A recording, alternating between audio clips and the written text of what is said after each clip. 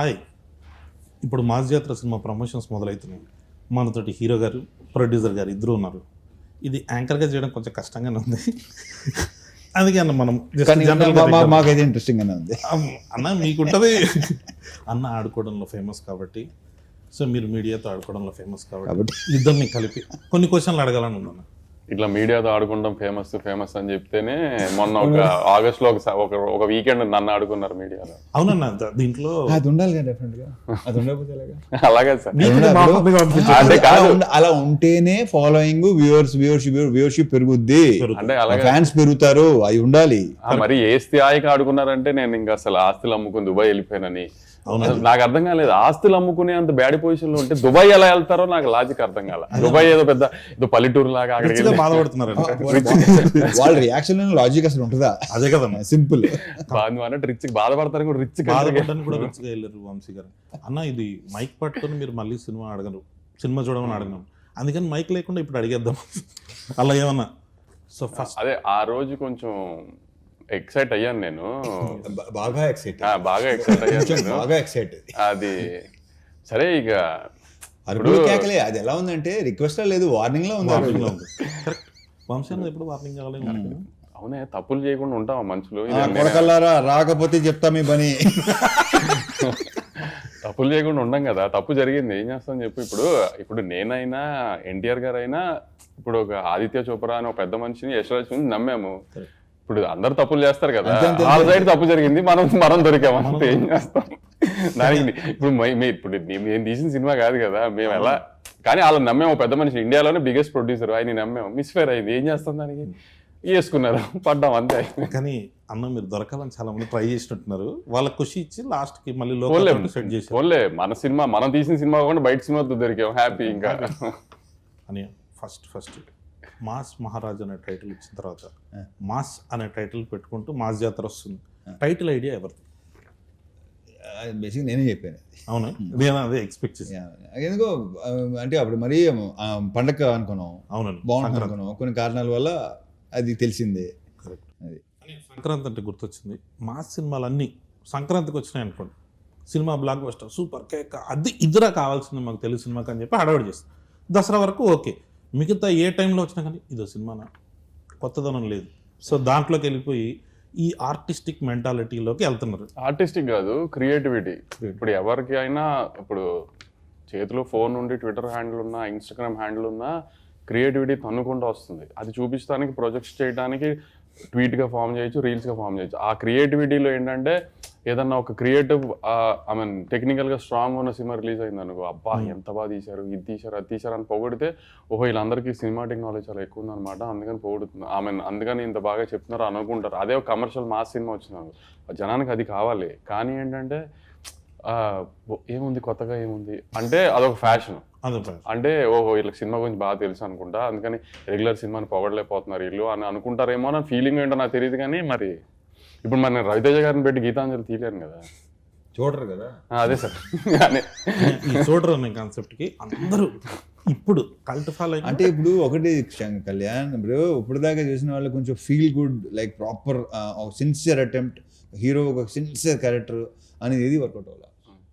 అంటే ఇప్పుడు చిరంజీవి గారు, బాలకృష్ణ గారు, రవితేజ గారు, వీళ్ళంతా ప్రాపర్ కమర్షియల్ హీరోస్. వాళ్ళని ఎలా చూడాలనుకుంటున్నారో అలానే చూశారు, అలానే చూస్తానికి ఇష్టపడరు. ఇప్పుడు మన వెంకటేష్ గారి సంక్రాంతికి వస్తున్నాం రిలీజ్ అయింది, పెద్ద హిట్ అయింది. అలా ఇప్పుడు రవితేజ గారు మాస్ చేస్తే చూస్తారు, బాలకృష్ణ గారు మాస్ చేస్తే చూస్తారు, చిరంజీవి గారు మాస్ చేస్తే చూస్తారు. అలానే ఇప్పుడు సడన్ గా నేను రవితేజ గారిని పెట్టి ఏమై చేసేవాళ్ళు గీతాంజలి తీస్తే బాగోదు కదా.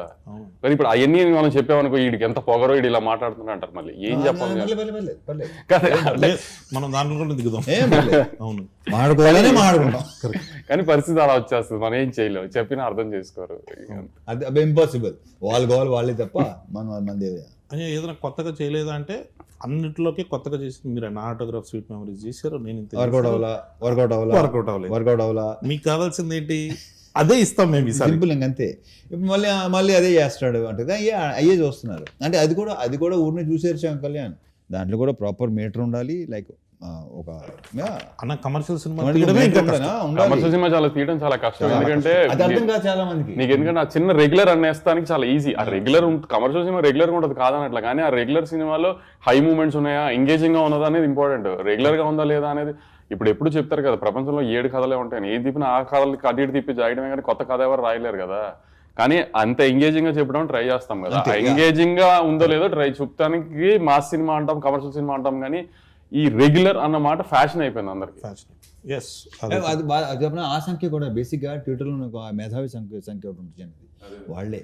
అదే సార్, అదే అంటున్నాను సార్. ఆ మీద సంక్రాంతికి వస్తున్న సినిమా ట్విట్టర్ లో ఎవడు బాగుందని చెప్పడం చూడలేదు, చెప్పరుగా. బట్ థియేటర్లకు పరిగెట్టుకుంటూ వచ్చిన ఫ్యామిలీ ఆడియన్స్ హ్యాపీ చూసారు. రిపీట్స్ రిపీట్స్ పడినాయి అంటే ఎంతో కొంత డెఫినెట్ గా ఈ ఎఫెక్ట్ ఉంటుంది వంశీ. నాకు తెలిసి ఈ పాండమిక్ లో జరిగిన కొన్ని OTT దానికి ఎక్కువ ఇదేంటి అంటే వాళ్ళు ఎప్పుడు చూడలేదు కదా, ఇప్పుడు చచ్చినట్టు చూసారు అందరూ. సో ఆ కొంతమంది ఉంటారు, ఎక్కువ ఉంటారు వాళ్ళు. కానీ ఇప్పుడు థియేటర్ రారు సినిమాలు చూడటానికి, థియేటర్ రారు. ఇప్పుడు మాస్ మూమెంట్స్ కమర్షియల్ సినిమాని ఎటకారం చేస్తున్నారు కదా రెగ్యులర్ సినిమాని. ఇప్పుడు ఓజీ సినిమా మొన్న రిలీజ్ అయింది, ఊగిపోతున్నారు అంత ఇంటర్వెల్ బ్లాక్ లో ఏం చేశారు, కళ్యాణ్ గారు తల నరికారు. అంటే అది కమర్షియల్ మాస్ మూమెంటే కదా, రెగ్యులర్ మూమెంటే కదా. గత 20 ఏళ్ల సినిమాల్లో చాలా సార్లు, ఇప్పుడు అతనొక్కడేలో కళ్యాణ్ రామ్ గారి దగ్గర నుంచి మొన్న డాకు మహారాజులో బాలకృష్ణ గారి దాకా తల నరికారు కదా. కానీ ఎందుకు హై వచ్చింది, కమర్షియల్ మూమెంట్ కాబట్టి హై వచ్చింది.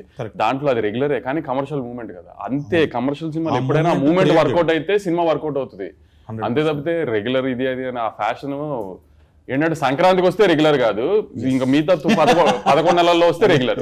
అదేం లాజిక్ మరి ఇది కరెక్ట్ పాయింట్. నాకు తెలిసి ఆ టైంలో మైండ్ సెట్ అలా ఉంటుందేమో, మైండ్ సెట్ అలా ఉంటుందేమో. ఫ్యామిలీస్ అంటే అది పండగ వాతావరణంలో ఎలా వచ్చినా పర్లేదు, ఏ కమర్షియల్ మీటర్లో వచ్చినా పర్లేదు, కానీ మిగతా సంవత్సరం మాత్రం టెక్నికల్ గా కరెక్ట్ సినిమాలు తీయాలి. అలా ఎలా కుదురుతుందో మరి తెలియదు, మరి చూడాలి. వేరే సినిమాలను చూసి వాళ్ళలాగా ఎందుకు చేయట్లేదు అని అంటారు, కానీ మనం రెగ్యులర్గా వాళ్ళు సినిమా రెగ్యులర్ చేశారనుకుంటున్నా దాన్ని ఎగ్జైట్ అవుతారు. మళ్ళీ ఇప్పుడు తమిళ నుంచి వచ్చిన మలయాళం నుంచి నేను కూడా చెప్పిన లోక నేనే తెలుగులో రిలీజ్ చేశా. ఇప్పుడు ఈ మాటకి నన్ను పచ్చి బూతులు తిడతారు మళ్ళీ మీడియాలో అంతా. లోకాలో స్ట్రైట్ తెలుగు సినిమా తీస్తే లోక ఇది లాగ్ ఉంది, ఇది స్పాన్ లేదు, ఇలా ఉంది అలా ఉంది అని తిట్టకపోతే నా పేరు మార్చుకుంటాను. 100% ఇక్కడ లాగ్ ఉంది అక్కడ లాగ్ ఉంది అని స్ట్రైట్ తెలుగు సినిమా లోక అయ్యి ఉంటే చూసేవారు కాదు. అవునన్నా జరిపించింది. మనకేంటంటే మనము తెలుగు ఆడియన్స్ తెలుగు ఎలా అయిపోయామంటే ఒక ఆ చిన్న ఎడ్జ్లో ఉన్నాము, ఏది ఇట్లా అనేస్తున్నారో తెలియట్లేదు మనకి. కరెక్ట్, ఇప్పుడు ఏది నచ్చుతో తెలియదు మనకి. ఇదైతే జనం నిజంగా ఎప్పుడు ఏది నచ్చుతో తెలియదు. ఇప్పుడు చూడు మన తెలుగు ఆడియన్స్ ఎంత ఈ స్టేజ్ లో లిటిల్ హార్ట్స్ కుర్రోళ్ళు ఎవరో తెలియదు, డైరెక్టర్ ఎవరో తెలియదు, ఏమీ తెలియదు. ఈటీవీ విన్నాను రామజీరావు గారి పేరు తప్పితే ఏమీ తెలియదు ఆ సినిమాలో ఎవరికి దేని గురించి. ముందు రోజు ప్రీమియర్స్ 2 రోజుల ముందు ప్రీమియర్స్ చేశారు, చాలా బెటర్ బుకింగ్స్ తో ఓపెన్ అయినాయి. ఆ రోజు రిలీజ్ అయిన 2-3 సినిమాల్లో చాలా బెటర్ బుకింగ్స్ తో ఆ సినిమా ఓపెన్ అయింది. అంటే తెలుగు సినిమా ఆడియన్స్ చూడు వాళ్ళు ఫిక్స్ అయితే ఎలా అయినా చూసేస్తున్నారు సినిమా ముందే. కానీ కాబట్టి తెలుగు సినిమా ఆడియన్స్ ఏది చూడాలనుకున్నారు ఏది వద్దనేది ఎవడో గేజ్ చేయలేము. అని మాస్ జాతర గురించి వస్తే ఇప్పటి వరకు ఎక్కువ మంది కొత్త డైరెక్టర్లు ఇంట్రడ్యూస్ చేసింది మీరే. అవునా? యా, మొత్తం ఒక స్టార్ హీరో ఇంతమంది కొత్త డైరెక్టర్. అంటే ఇప్పుడు మనం లెక్క పెట్టుకుంటే చిరంజీవి గారితో చేస్తున్నాం, బాబీ గారి దగ్గర నుంచి మన గోపిచంద్ మల్లిన్ గారు కావచ్చు, మన హరీష్ శంకర్ గారు కావచ్చు, నాగార్జున గారు కూడా వస్తారు, ఆయన కూడా నాగార్జున మన జనరేషన్లో మీరు ఇప్పుడు భాను కథ ఓకే చేశారు మీరు. భాను రైటర్గా ఫేమస్, సామజవర్గం డైలాగ్స్ ఇవన్నీ కుమ్మేస్తారు. డైరెక్టర్గా భానులో ఆ కథ చెప్పినప్పుడు మీకు నచ్చింది ఏంటి? అంటే కథ మాత్రం ప్రాపర్ కమర్షియల్ ప్యాకేజ్ ప్రాపర్గా చెప్పాడు, అది నాకు బాగా నచ్చింది. ఇక మిగతా అతను ఎలా చేయాలి, ఏ సీన్ ఎలా చేయాలి చెప్పాడు, నాకు క్లియర్గా చెప్పాడు. సో అప్పుడేంటంటే ఛాన్స్ తీసుకోవటమే. ఇప్పుడు చాలామంది కథ చాలా బాగా చెప్తారు, సినిమా ఎగ్జిక్యూషన్ అసలు టోటల్ ఫెయిల్ అవుతారు. కొంతమంది కథ చాలా దరిద్రంగా చెప్తారు కానీ ఎగ్జిక్యూషన్ చాలా బాగుంటుంది. బాను ఏంటంటే ఎలా చేయాలి, ఏ ఎపిసోడ్లో ఎలా చేయాలి, బేసిక్ నాకు ఎపిసోడ్లు బాగా నచ్చినాయి. సూపర్. సెకండ్ హాఫ్లో కంటెంట్ కానీ ఆ ఓపెనింగ్ కానీ ఆ క్యాటరీ అండ్ ఈ తాత మనవడు అన్నీ ఉన్నాయి దాంట్లో, ఎంటర్టైన్మెంటు మంచి సాంగ్స్ అన్నీ ఉన్నాయి. సో బేసిక్గా తను క్లియర్గా ఉన్నాడు. సో ఛాన్స్ తీసుకున్నాం. I hope, I wish. Yes, మీరు చేసేటప్పుడు నేను ఇది కూడా చెప్తాను, నేను ఎంజాయ్ చేశాను అంటే నేను ఇప్పుడు డిసప్పాయింట్ చేయాలి. సూపర్.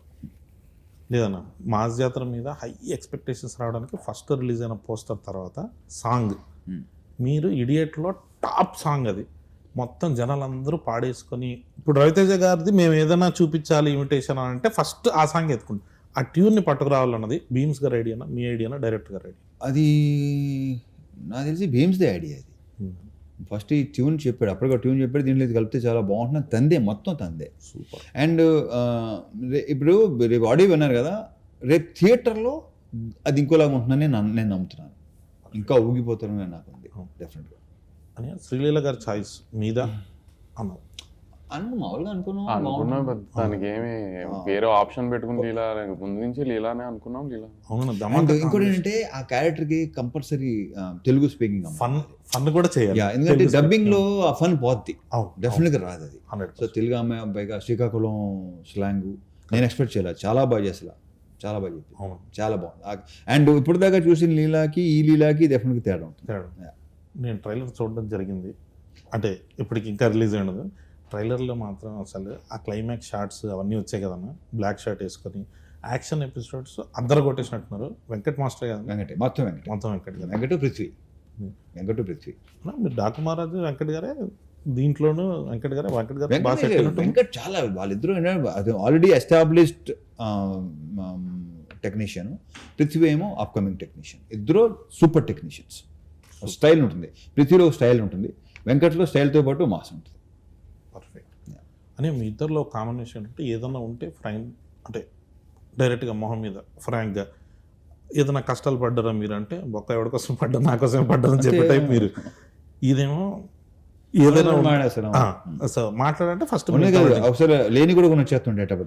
మీ ఇద్దరికి ఎప్పుడైనా ఫ్రాంక్గా మాట్లాడుకుని గొడవలు జరగడం కానీ, అరుపులు కేకలు అక్కడ వరకు వెళ్ళకపోయినా ఇన్స్టెంట్ అరుపులు హీరోలతో ఎవరైనా అరుపులు కేకలు వెళ్తే కామన్ సెన్స్ ఉంది అంటే.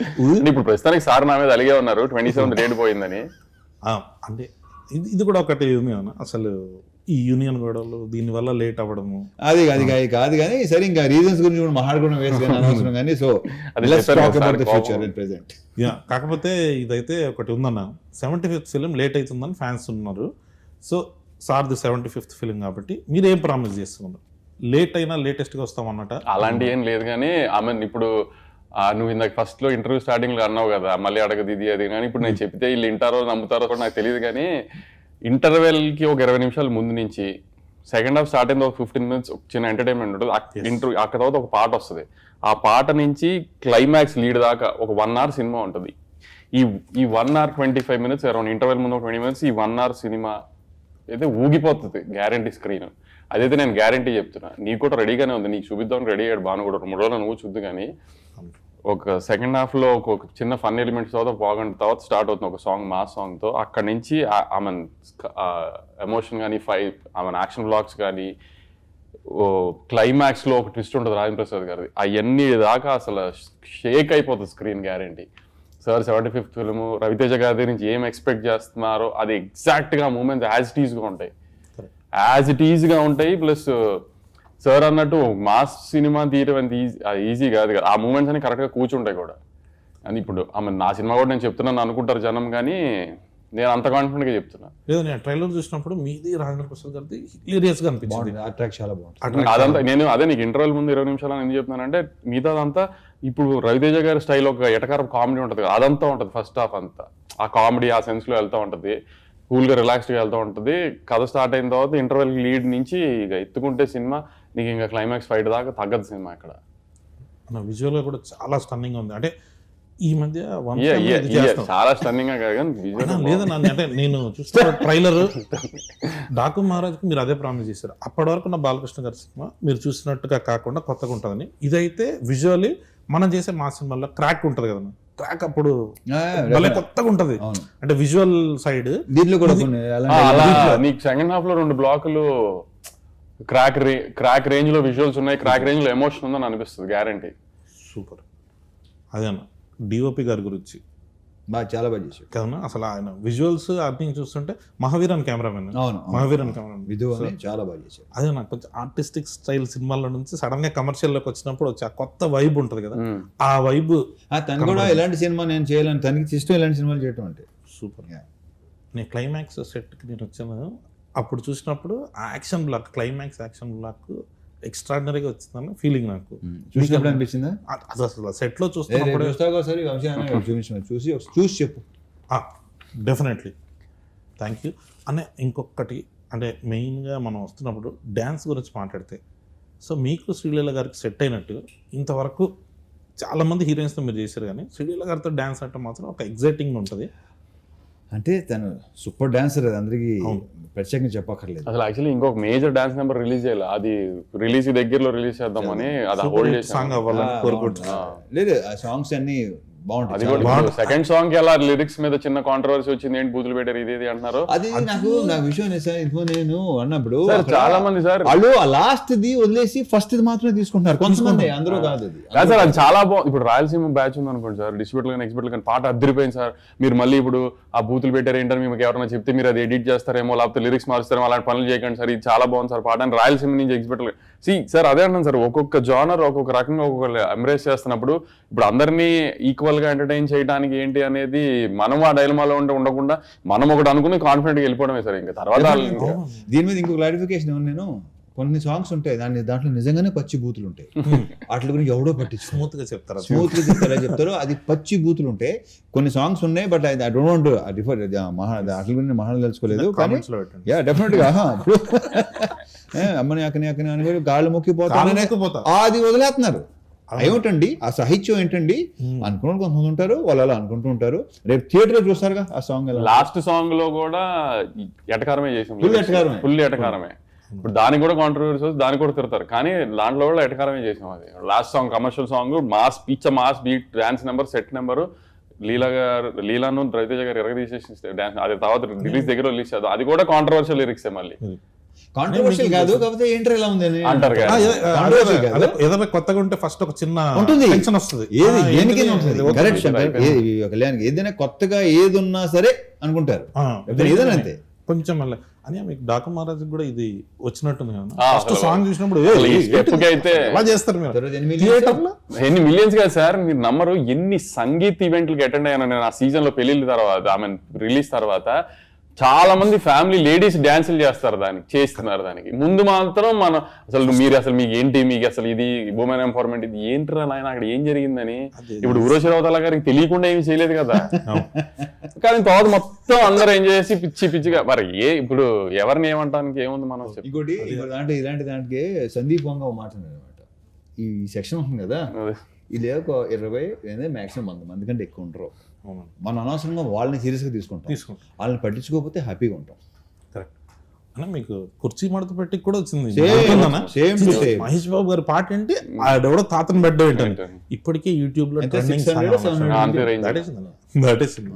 ఎంత చెప్పారు తెలుసా, ఒక త్రివిక్రమ్ శ్రీనివాస్ మహేష్ బాబు సినిమా పాటలు ఇలా ఏంటి, ఇదేంటి, అదే వాళ్ళు ఎంతమంది ఉంటారు. అదే అది తర్వాత ఏమైంది. నెక్స్ట్ క్వశ్చన్లోకి వస్తే అని మాస్ జాతర అన్న దానికి టైటిల్ వరకు ఓకే, మంద ఇదంతా అన్నది ఫస్ట్ పోస్టర్లో లేదు, తర్వాత యాడ్ చేశారు. ఈ యాడింగ్ డైరెక్టర్ భాను భోగవరపుడు యాడింగ్ అది అబ్బాయి వద్దాబాయి. నేను బేసిక్ ఏంటంటే పాతి మళ్ళీ ఎందుకంటే ఇది బాగుంటుంది వేసిన తర్వాత అందులో నువ్వు నీ రియాక్షన్ ఫస్ట్ నాకు వచ్చింది, అది చాలా నీతో నన్ను బాగుందంటావు నిన్నే అడిగాను నేను. మొత్తం టీజర్ లో కూడా ఫస్ట్ గ్లిమ్స్ వేసినప్పుడు మంద ఇదంతా అంటే ఒక ఆ వైబ్ వచ్చింది. మీరు ప్రామిస్ చేసినప్పుడు కూడా ఫస్ట్ వింటేజ్ రవితేజ గారిని చూపిస్తాం, మీరు ఏదైతే మిస్ అవుతున్నారో ఆ రవితేజ గారిని చూపిస్తాను. సో అలాంటివి ఏదైనా కొన్ని రెఫరెన్స్ సినిమాలో రెఫరెన్స్ సినిమాలో ఉన్నాయి, మాసకు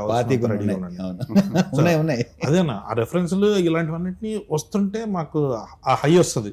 సో వాటి కోసం వెయిటింగ్. ఇంకొకటి కొత్త డైరెక్టర్లు మీరు ఎంకరేజ్ చేస్తూ వస్తున్నారు. ప్రతి సినిమాకి ఇప్పుడు లిటిల్ హార్ట్స్ వచ్చింది, మీరే ఫస్ట్ ఫోన్, మ్యాడ్ వచ్చింది, మీరే ఫస్ట్ ఫోన్. అట్లా మేము మొన్న ఒకటి అనుకుంటున్నాం, మ్యాడ్ 2 అయిపోయింది కదా, ఒకవేళ మ్యాడ్ 3 చేస్తే ఒకవేళ మేము వచ్చి అప్రోచ్ చేయమనుకున్నాం, ఒక స్టార్ హీరో ఒక ఆవేశం టైప్లో మనం ఏమైనా చేద్దామంటే మీరు దానికి ఓపెన్గా ఉంటారా? ఇప్పుడు రెడీ, ఎప్పుడు స్టార్ట్ చేస్తారు చెప్పు. అయితే మన మ్యాడ్ క్యూబ్ టిల్లు క్యూబ్ కలిపి సో అట్లా సెట్ చేసి మాస్ మ్యాడ్ క్యూబ్ ఒకటి ట్రై చేస్తాం. నేను మాస్ జాతరకి ఇప్పుడు ఈ మధ్య పార్ట్ 2 అన్నది ఫ్రాంచైజీలు సీక్వెల్స్ వస్తున్నాయి కదా, మాస్ జాతర 2 ఏమైనా ఎక్స్పెక్ట్ చేయొచ్చా? అది భానుభావు అడుగు. అవును, అయితే నో పార్ట్ ఫుల్ కథ చెప్తాం. సో ఇది ఇది ఇది ఒక రకమైన క్లారిటీగా చెప్పు. నో పార్ట్ ఫుల్ కథ మొత్తం ఒకేసారి చూసేయచ్చు మీరు సినిమా మొత్తం. అదే ఈ మధ్య ఒకటి వస్తుంది కదా, సగం సినిమా చెప్పి సగం టికెట్ డబ్బులు ఏమైనా ఇస్తారా మాకని, అట్లా లేకుండా ఫుల్ టికెట్కి ఫుల్ డబ్బులు. సో అదే కదా పార్ట్ 2 అంటే మాకు ఫుల్గా ఫినిష్ చేయడం కథ అని. సో దీంట్లో మొత్తం మనం ఫినిష్ చేస్తాం అని. మీరు బాగా ఎంజాయ్ చేసిన మొమెంట్ ఏంటి ఈ సినిమాలో? సినిమా అంతా ప్రత్యేకంగా అది ఏం లేదు, మీరు ప్రత్యేకంగా ఏమి బేసిక్గానే ప్రత్యేకంగా ఏమీ ఉండవు. నేను ప్రతి మూమెంట్ ఎంజాయ్ చేస్తాను, yes. Because I live in the moment. అనే మీరు ఫస్ట్ టైం రవితేజ గారితో సో మీకు ఎలా అనిపించింది ఎక్స్పీరియన్స్? నాకు చాలా బాగుంది. మన చెప్తాను కదా మీకు ఎప్పుడు. ఎస్, నాకు పర్సనల్గా చెప్పారు one of the best, one of the కాదు, వాళ్ళిద్దరు క్లోజెస్ట్ ఫ్రెండ్స్. సో ఏంటన్నా మామూలుగా మీరు ఫ్రీ టైంలో ఉన్నప్పుడు సినిమాలు చేయకుండా ఉన్నప్పుడు ఏం ఆడతారు? ఎవరితో అంటే మీరిద్దరు అంటే what is your favourite time? ఎందుకు చెప్తారు నీకు? అంత షిట్ ఇండస్ట్రీ గాసిప్ అందరం తిట్టుకుంటూ ఉంటాను నేను. అన్న మమ్మల్ని కూడా యాడ్ చేయండి అన్న గ్రూప్ ఏదన్నా ఉంటే. అన్న ఇంకొకటి, ఈ మధ్య ఫ్యాన్స్తో కలిసి సినిమాలు చూస్తాము అని చాలా మంది కనిపిస్తుంది. మీరు అట్లా ఎప్పుడైనా ఫ్యాన్స్తో కలిసి సినిమా చూసిరా?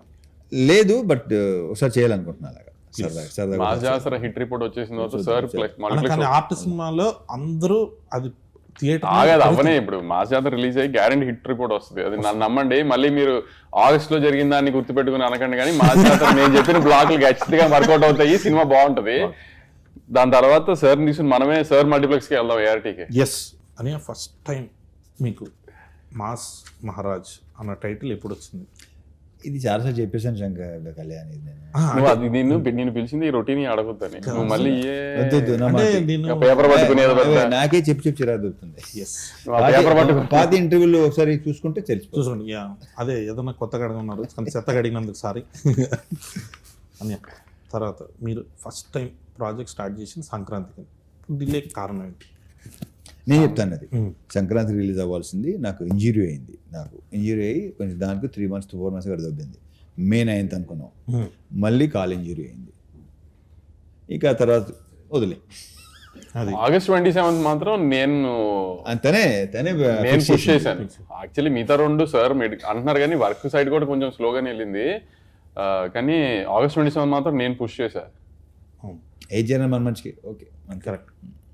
ఎందుకంటే ఎలాగో ఎక్కుతున్నారు, ఇంకెందుకు ఎక్కించుకుంటాం. ఇప్పుడు మనల్ని ఎక్కే విషయంలో ఇప్పుడు అనవసరంగా సార్ని బలి చేయక్కర్లేదు కదా, 75th ఫిల్మ్ కదా అది. అందుకని కొంచెం వాళ్ళకి ఎక్కే వాళ్ళకి మనశ్శాంతి ఇచ్చి ఫ్రీడమ్ ఇచ్చి అంతా చేసి ఎక్కుకుంటారు అని చెప్పి టైం ఇచ్చి నేను సినిమాని అంత ప్రశాంతంగా చూసుకుని అంత బాగా చేసుకుని రిలీజ్ చేద్దాం అనుకున్నాను అంతే. అందుకంటే ఏం లేదు ఇక్కడ. కానీ మధ్యలో ఆస్తులు అమ్మి దుబాయ్ వెళ్ళడం టైం పట్టింది కాబట్టి కొంచెం మళ్ళీ వెనక్కి రావాలి కదా, మళ్ళీ ఆస్తులు కొని మళ్ళీ కొంచెం వెనక్కి వెళ్ళాలి. అదే దుబాయ్లో కొంచెం కానీ దుబాయ్ బాగుంది చాలా. ఆ రోజు సార్ చూసాను దుబాయ్ సీన్ పోస్టర్ గా వేసారు అది. నేను యాక్చువల్లీ నాకు అది పంపిస్తే నేను ఇక్కడున్నా ఆ రోజు, నేను ఇక్కడే ఉన్నా ఆ రోజు, నేను ఇక్కడ ఉన్నా. అది ఫార్వర్డ్ చేసింది ఫస్ట్ ఎవరు చెప్పినా మావాడు మాదన్నాడు అది చేసాడు. సో అందుకని సో ఇప్పుడు దేనికి భయపడతాము ఏదని ఉండదు కళ్యాణ్ ఏమి. కానీ ఎదురెళ్ళక్కర్లేదు కదా నెగిటివిటీ ఊరికి. ఎలాగో నువ్వు అన్నట్టు ఎప్పుడు దొరుకుతానని వెయిట్ చేశారు, ఏదో బయట సినిమాకి దొరికాము, సో వేసుకుంటున్నారు కదా అని వాళ్ళకి ఎదురెళ్ళి ఏం అన్నట్టుగా వాళ్ళకి మనమే ఫేస్ లేదంత కదా ఫైట్. మనం ఎందుకు ఫైట్ చేసేది, తగ్గుంటే బెటర్ కదా అని అప్పుడు అందుకే సార్ కోపం వచ్చింది, పోస్ట్ పోన్ చేశానని. లేదన్నా మనం నెక్స్ట్ సినిమా అన్నీ బాగుంటాయి కరెక్ట్ అంతే అని. లాస్ట్ మాస్ జాతర వస్తుంది, సినిమా రిలీజ్ అన్ని కన్ఫర్మ్. ఇక్కడ ఏం ప్రీమియర్స్ కూడా కన్ఫర్మ్. ఇప్పుడే లైవ్ లో చెప్పేస్తున్నాను, దాంట్లో ఏ డిస్కషన్ లేదు. సూపర్ డన్ అన్న. అయితే నువ్వు సినిమా ఇప్పుడు మొదలు పెడుతున్నావు చెప్తారు. మీరు చెప్పండి అన్న, నేను వెయిటింగ్. ముందు నువ్వు పెళ్లి చేసుకో, ఆ తర్వాత చేద్దాం. పెళ్లిది ఎలాగో అది జరుగుతుంది వంశీ అన్న బ్లెస్సింగ్స్ తోటి. ఎవరన్నా ఇంటే తప్పుగా అనుకుంటారు వంశీ అన్న బ్లెస్సింగ్స్ తో పెళ్లి చేస్తారు. అదే కదన్నా, లేకపోతే సినిమా అయింది మనం ఎక్కడ ఉంటాం అన్న. మీరు చెప్పేది నన్ను ఒకసారి నెక్స్ట్ టైటిల్ చెప్పొచ్చా? వద్దు మనం సరే సినిమా అనౌన్స్మెంట్ అది మీరు టైటిల్ ఫిక్స్ చేస్తావా? అది ఎలా చెప్తాం, దానికి ఈవెంట్ వేరే event. Okay, thank you so much. మన భాను భోగవరపు గారి డైరెక్షన్లో మాస్ జాతర అన్న ఈసారి కొడుతున్నాం అంతే ఫిక్స్. Thank you.